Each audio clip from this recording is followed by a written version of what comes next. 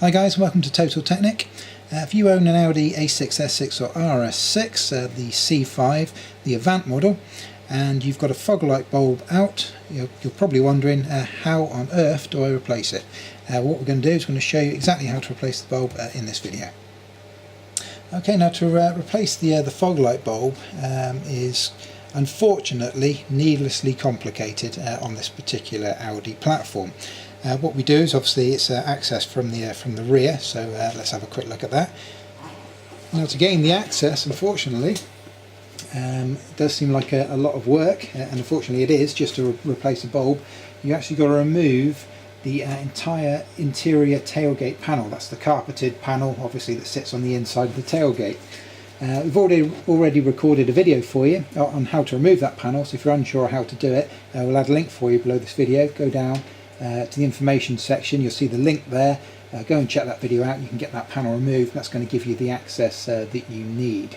Like I said, it's unfortunate that you do have to do kind of this much work to change a bulb, but unfortunately that's just the way it is on this platform. So let's take a look in more detail on actually how to remove this bulb once you've got the panel out of the way. So with the panel removed, you can see here's one of the fog lights right here.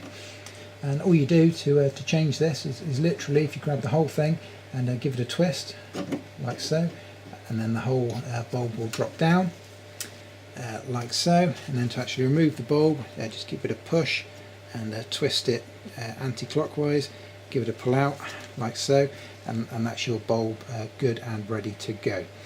So all you need to do is get your replacement bulb, and once you've got that bulb, just pop that back in. Twist, just push it back in. It's got a couple of little tabs in there, as you can just about see on there.